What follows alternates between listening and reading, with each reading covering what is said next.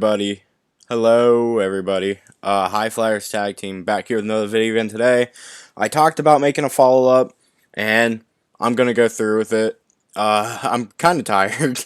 I haven't really slept at all, but that's okay. I got really bored, so I was like, I'll do this now. So I got all the scans. I came here. I'm going to discuss Jinshin Mushi with scans. Stick around for the whole video because I'm going to talk about Jinshin Mushi. I'm going to talk about King Ghidorah. Some stuff with Godzilla at the end. We're going to have a fun time, guys. We're going to have a fun time. And for basically all this, I'm going to have some proof. Some of the stuff I won't have proof on the standby, just because of the fact that some of it has copyright and stuff. But I'll just have to talk about it. But here we go. Let's talk about some Jinshin Mushi and Aftershock. So as you guys can see, this is our first shot of Jinshin Mushi in the comic.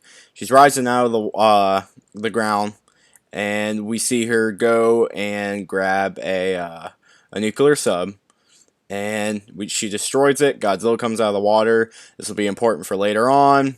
This will be a big talking point with the nuclear subs and such. But yeah, she does indeed eat the subs. And the next shot, we see them square off. And in one punch, Jinshin Mushi knocks Godzilla back easily, long enough for her to just go back on the ground to her hole. Now, I want you guys to take note of something.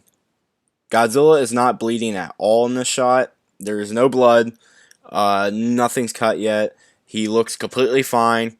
It hardly looks like Jinshin did anything to him, which is pretty interesting, but we'll go on and talk about it later, because once I have to get it to a certain panel for this talking point. Here's a bit of the fight with Dagon. As you guys can see, Dagon's a bit smaller than Prime, and then if we take this literal, Prime beat Dagon one fight, one shot, with nothing needed. She didn't have any sort of nuclear subs or anything back in the day. So, I mean, there's really nothing here that, I mean, like, she's, you know, there's no excuse here. She defeated him in one shot. Here we see her going for another nuclear sub underwater, bites it. Godzilla comes. Now, here's where the stuff starts changing. Godzilla comes and attacks her from the side, not from the front. This is where Godzilla starts using some more sneak attack advantages. This one isn't too major, though. You can excuse that he's underwater. And once again, Jinshin punches him once and easily escapes from him underwater. She just swims away, which is kind of crazy since you would think Godzilla could easily outswim her. But nope. And I want you to note once again, no blood. But the punches, more than I've always thought this shot looked goofy. Like, he just, anyways, though, but one punch was all it took. Jinshin Mushi's fine. Godzilla's still not bleeding, and you're going to see later that this is a clear indication that she was pulling her punches quite a bit. Here we are for where the third encounter starts, this time at a nuclear power plant. Jinshin Mushi rises up, destroys the plant. Godzilla sneak attacks and uses an atomic breath on her directly from behind. Straight up, no warning. We do know Godzilla is a very stealthy kaiju. In 2014, he was able to sneak up on the female MUTO, I believe twice, maybe even like 3 times, without making a single sound. I know for sure the Kiss of Death and the first atomic breath scene. We know in this comic, he sneaks up on the MUTO a ton, and we even know that in King of the Monsters, he's able to stealthily sneak up on King Ghidorah twice. In the Boston battle, the reason I talk about that is because Ghidorah had no idea he was coming, and he shoots him with an atomic breath. But you can see this is a full power atomic breath, not EMP affected. Nothing's harming it. It's full power. It looks like, it almost even looks spiral, but it looks exactly like, almost exactly what we see in King of the Monsters, what his base breath looks like. It looks exactly the same strength. Hits Prime, right, you know, it goes right between her legs and hits her. We see she's bent over, so she likely took it to the face and everything. Godzilla's out of the water here, and we see This one's sideways, guys. I'm sorry about that. You might have to turn your phone screen. But you can see right here, Prime seems literally unaffected by it. She immediately goes for Godzilla. They collide. Almost to me always felt like she was kind of testing his strength here a bit, but they seem to be equals. Then in one go, Prime sweeps uppercuts or whatever that is. I don't even know what you would call that, but hits him with one of her extra arms, her arm pieces. Casually, I would say like one of these, casually slices him open, and then boom, uses her earthquake powers to blast 90,000 tons into the air like nothing. That's pretty major that she can just casually blow that kind of weight through the air. After that, we see Godzilla on the ground. Jinshin Mushi goes to impregnate him, which we do know these would work. These are strong enough to easily break through a Godzilla's hide, and many other creatures apparently, which we will get onto later as well. Godzilla scratches her once, and they have a bit of a standoff. Jinshin Mushi sizes him up a bit. Godzilla, they're sizing each other up, and then Jinshin runs away. Now, I do not believe in any way, shape, or form that this is Jinshin fleeing because she would lose, because in the next panel I'm going to show, right here it confirms that Godzilla is extremely hurt. He's cut up a bit. Yeah, he's cut up a bit. Let's see, actually. This one I didn't get a good shot up, but he usually has some cuts and stuff around like his back and stuff too. Even Madison Russell, as a little girl, says like, "Hey, he's really hurt, mommy," or yeah, and you know they say that Jinshin Mushi is nowhere near like nothing like how Godzilla is damaged, and of course Emma Russell confirms that if they fight again, Godzilla's gonna die. So, and she confirms this on multiple occasions. She doesn't play around with this. She's like, Godzilla will die if they meet again, and she wasn't wrong either per se. But this is where stuff starts getting interesting, by the way. But so if we go over now, okay, so we're gonna talk about this first. So first things first. Here, it talks about basically what this to me is what the environmental upheaval would be if Jinshin Mushi survived, that they do talk about here in a little bit. We'll get to. Here it confirms. So for everyone going, oh, you know, Ghidorah is a living extinction event.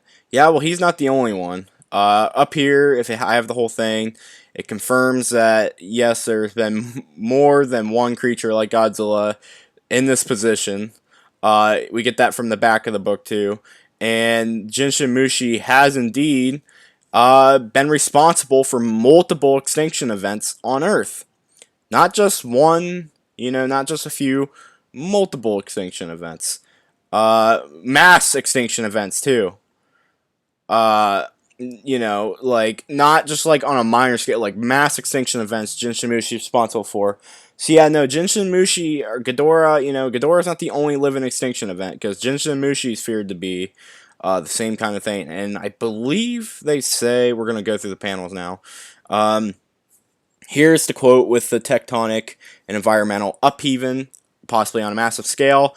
How massive? Biblical, as Sarazawa says, which that's pretty insane. You know, biblical can mean a lot of things, and you know, me being a Christian, I would assume that yeah, that means that it'd be pretty ugly. It would be an extinction event, which I do believe I have a quote coming up soon where they do say that. Right here, though, Emma Russell clearly states that Prime needs Godzilla alive. She can't have him dead. She can't have him bleed out. She has to pull her punches. You could argue it doesn't indicate that at all, but like I was saying earlier, you're going to notice that throughout this comic, the earlier fights, he wasn't taking nearly as much damage, if hardly any at all, while the last fight, he was almost dead by the end. So this quote to me right here confirms why she runs away, especially after the third encounter in the first full fight. She can't kill him.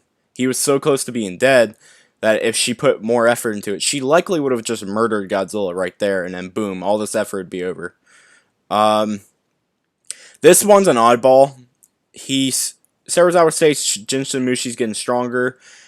I really do not understand this quote per se, because it's the only quote in the comic that implies anything about Jinshin Mushi's strength, and it doesn't imply in what way. It could have multiple interpretations.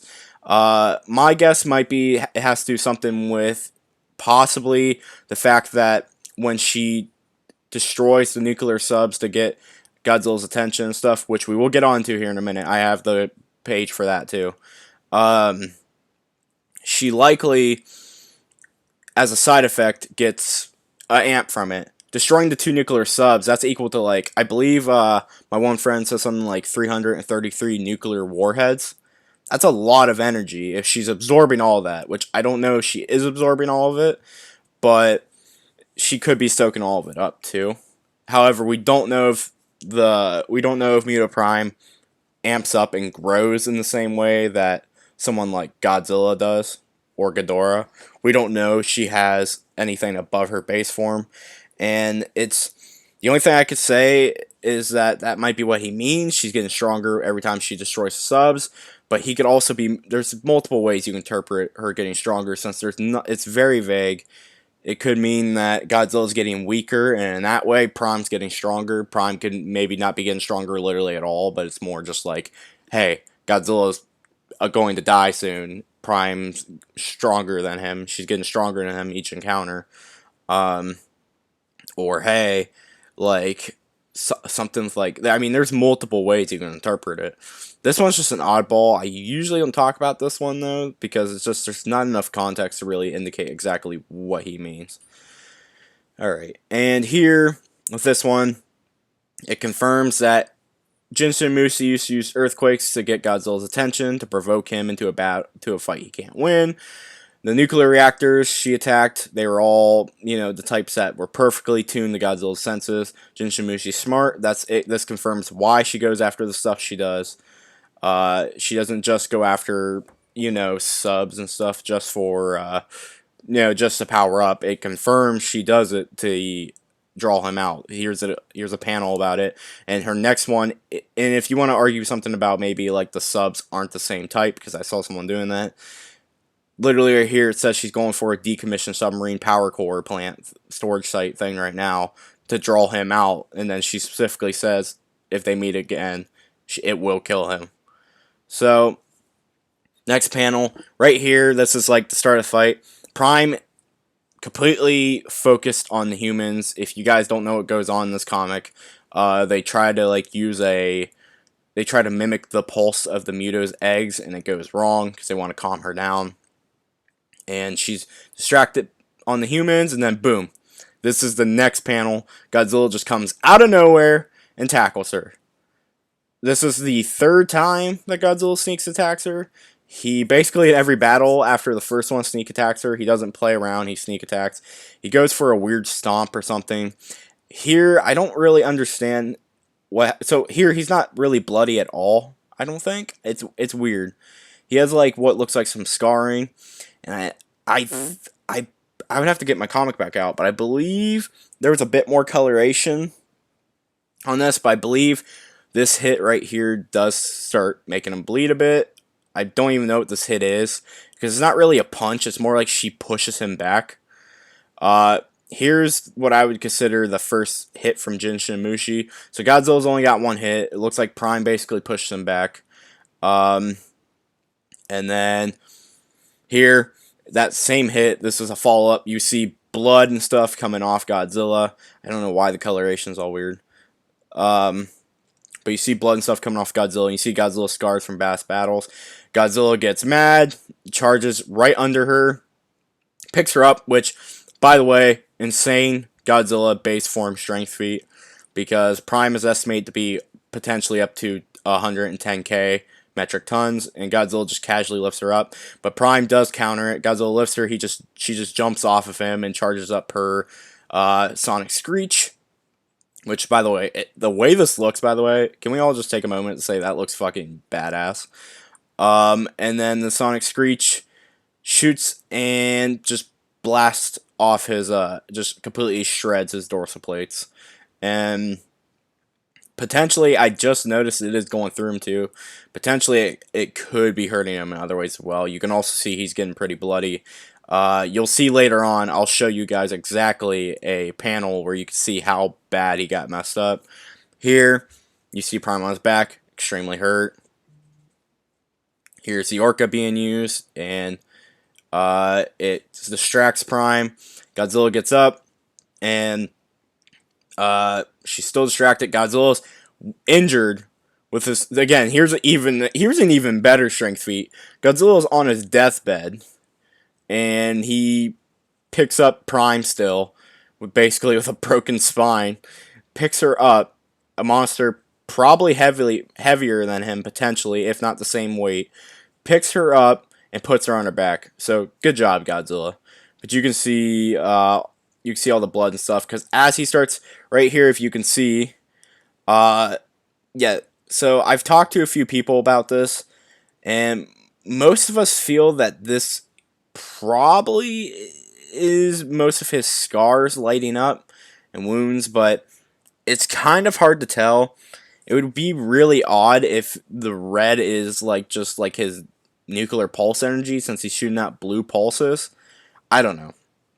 But either way, whether this is scarring, wounds, or whatever, Jinshin Mushi gets sent in the air pretty high.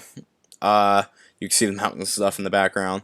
And when she hits the ground, it completely just makes a crater, and Godzilla squished her head. Obviously, though, this isn't the first time Godzilla's caved in someone's like organs. I mean, we see in King of the Monsters him cave in Ghidorah's chest and stuff.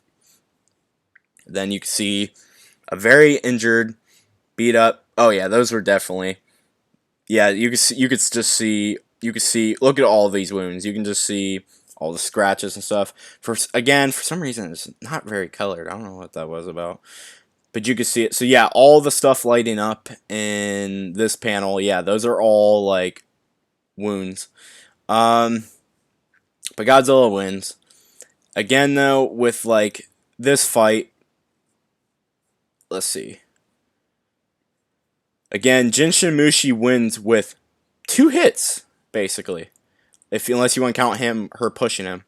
She basically won this fight with 2 hits. And if we go back to earlier,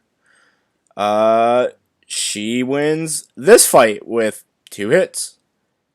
And then flees to not kill him. So it's interesting nonetheless. But yeah, no, this comic definitely makes Jinshin Mushi out to be pretty powerful. She's a living extinction event. She is, she destroys Godzilla pretty hardcore in this comic.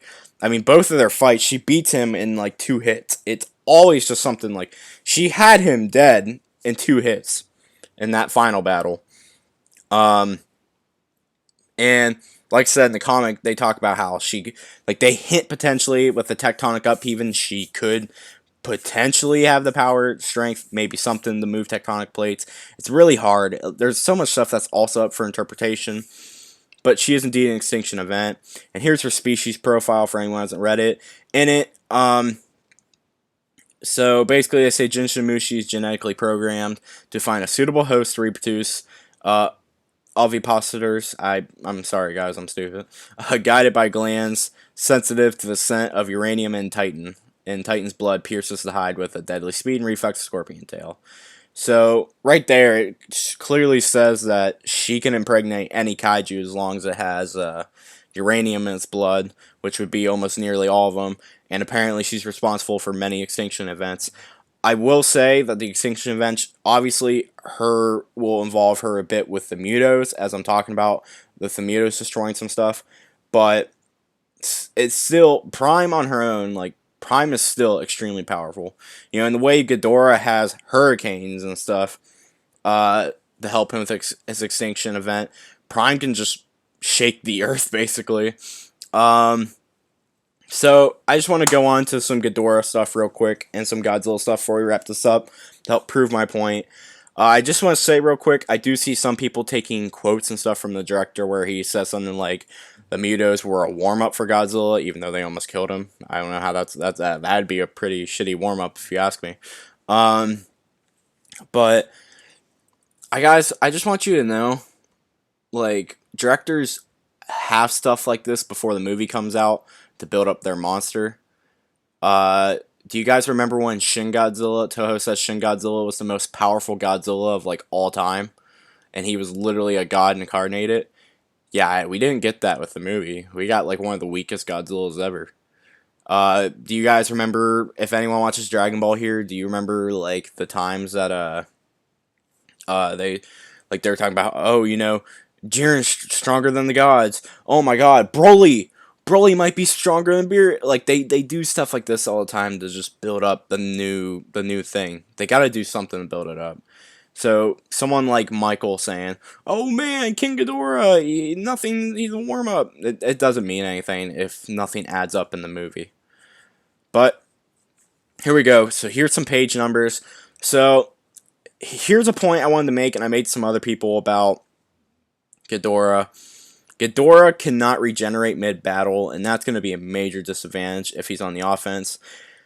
Alright, so it talks about how right here, Monster Zero, this is the scene after he gets his head ripped off and he goes to the volcano. He goes to Rodan's territory, he wasn't dying. He come onto the demon's nest for the lava, the radiation moving up from beneath the earth, searching for the nourishment he needed to regrow his frickin' head. And yeah, just continues, it goes in detail. Right there specifies that he needs nourishment to regrow his head. And then right here it talks about how with the constant barrage from missiles, so missiles do hurt him, and the supercharged Godzilla, Ghidorah could not heal as fast as he was being wounded.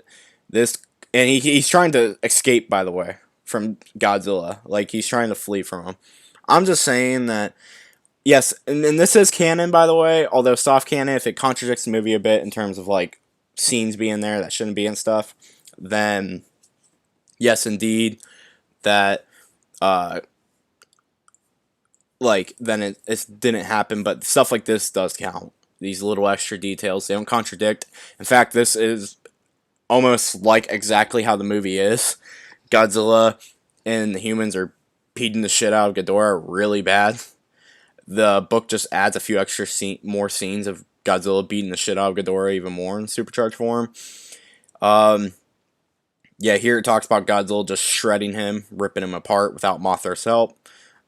This scene isn't necessarily canon, though. Some of it's not, at least. Maybe some of it you could say is.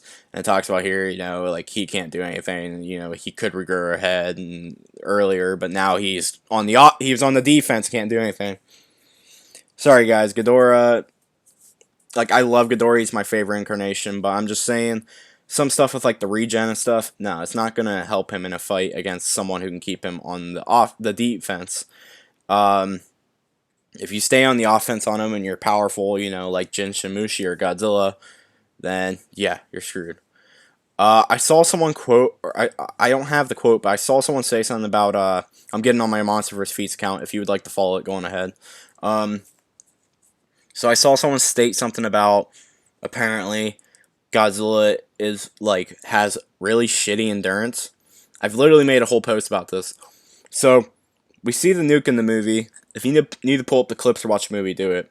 This is the time when the nuke starts, and about, I think it's, what did I say? Yeah, it was around like 5 minutes later, the fight starts. The fight in San Francisco.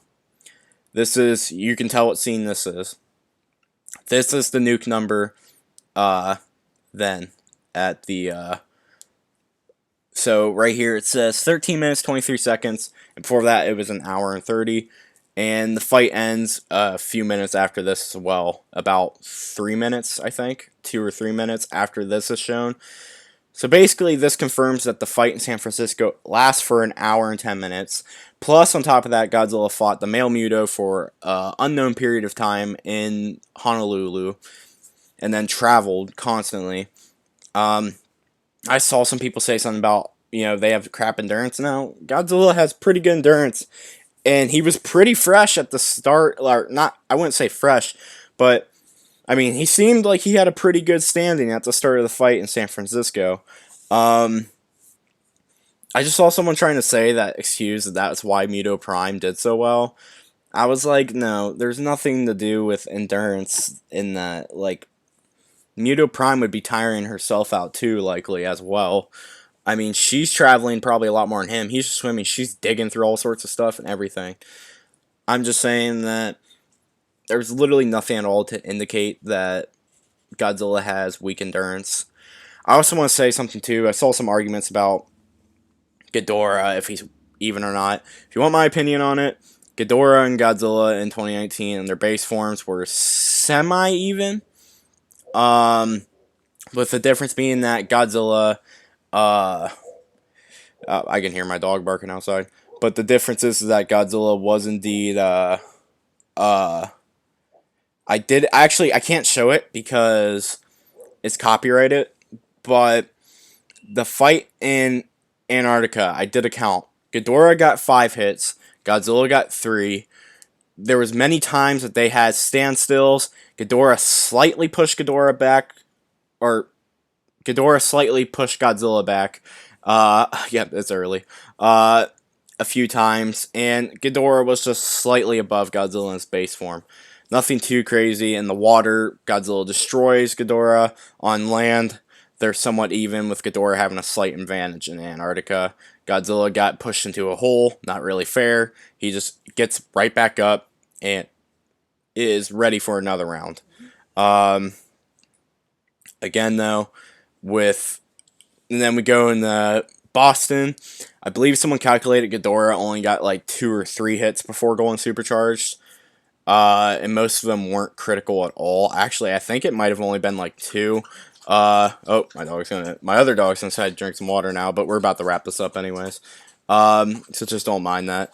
But I believe in Boston, though, Ghidorah only gets like 2 hits or something. Godzilla gets several.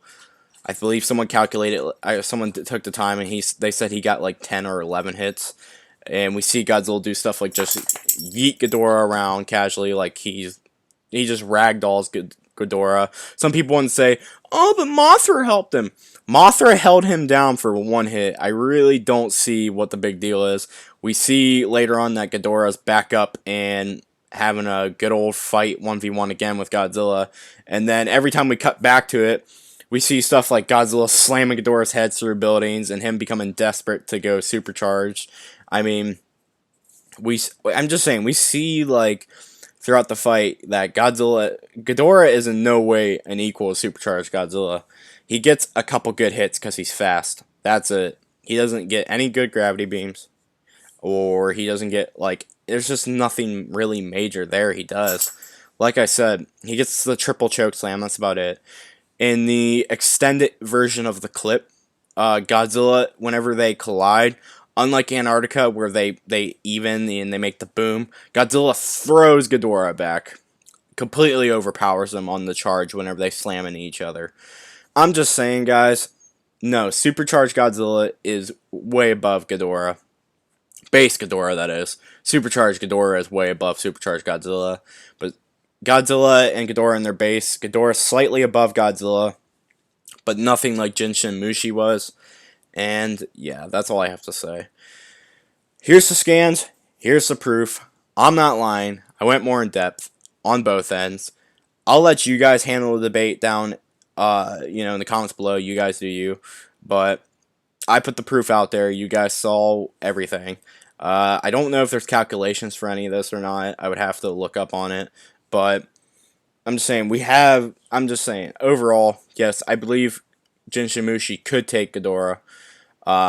If she specifically was going to kill. If she wasn't, she either might not fight him or let him have the time to regenerate, which would be kind of bad by me. If she got him pregnant, he's probably done either way. But if she's going for the kill and went all out, yeah, I definitely think she would easily take Ghidorah, since she was able to take Godzilla's base form like multiple times and just beat him in 2 hits. But hope you guys enjoyed. As always, please share, subscribe. Hope you all have a good day. And as always, peace out and bye-bye. Thank you for watching once again.